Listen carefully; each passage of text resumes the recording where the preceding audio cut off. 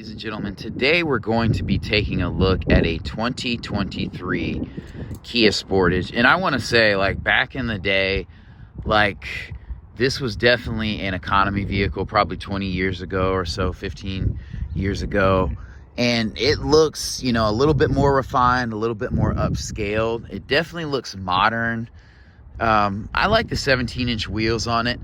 And the overall design of this vehicle, it does have a little bit more of a crossover shape to me than the Hyundai Tucson.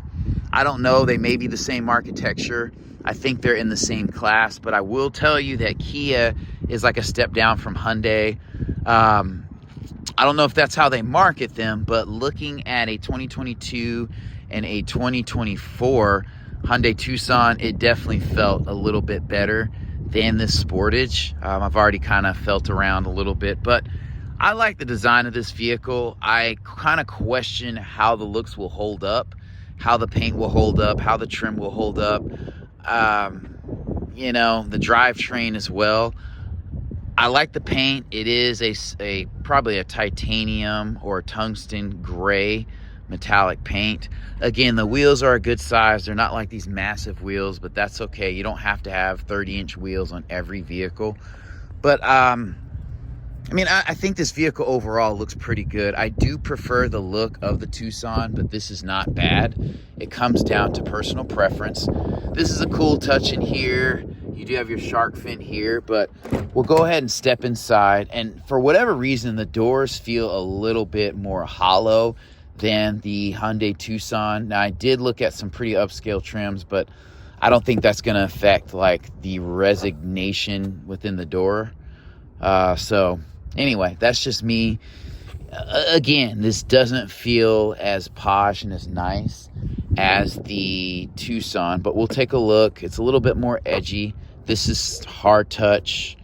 This is all hard touch back here.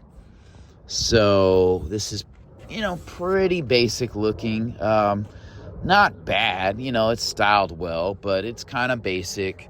Stepping inside, it does have cloth seats, which I'm not mad at. You know, they are going to be a little bit grippy, but it feels a little base to me. So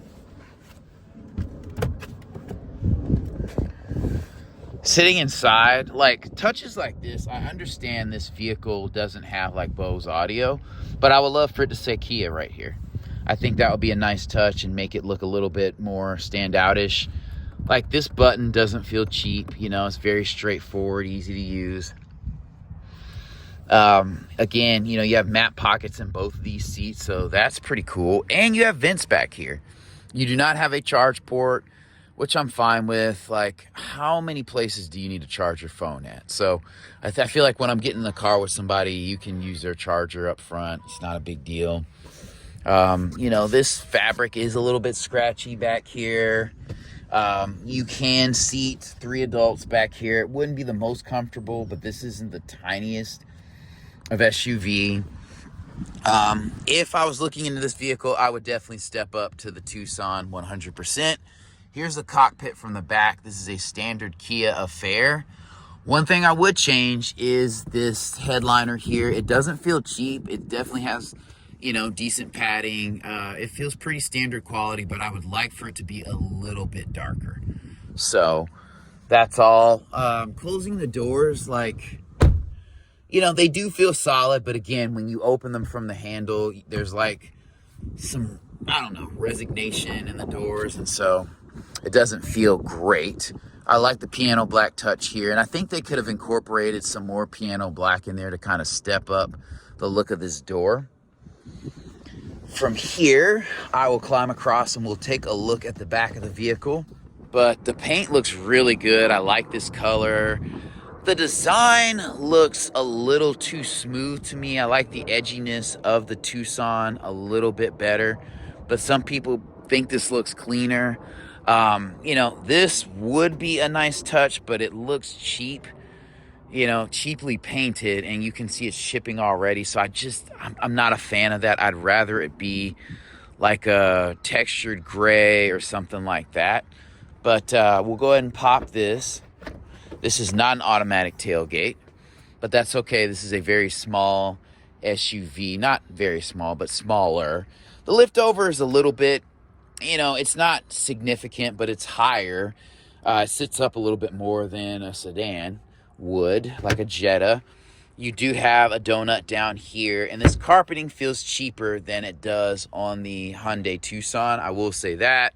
I assume that's an LED lamp. It's just going to be, a yellower, more easy light. These definitely let down the seats. This is a nice touch. Even in the Tucson, these don't fold flat, but I feel like these seats fold a little bit more flat than they do in the Tucson, but it still gives you a lot of utility, and there's carpeting in the back of the seats. If you have a chance to look at both of these vehicles, I would highly recommend it. I would go with the Tucson.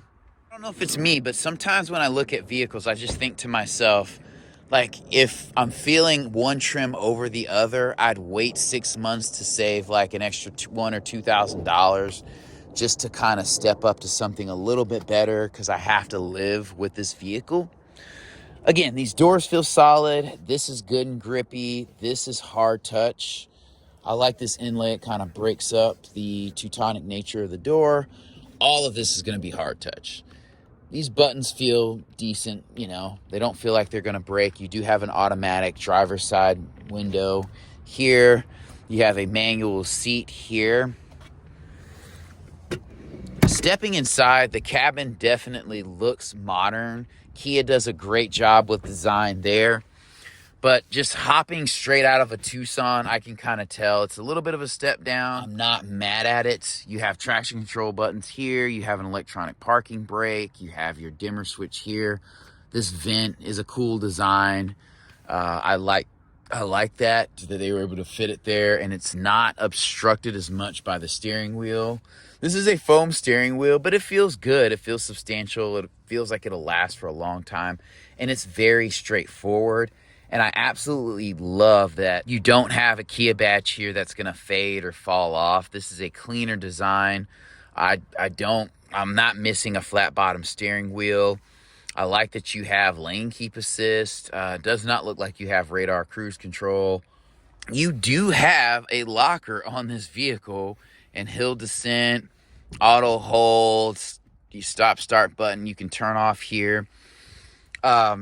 It's just weird. You have a keyed ignition. Now, this is mind-boggling. You have a keyed ignition, but then you have this stop-start button here. You can't make this up.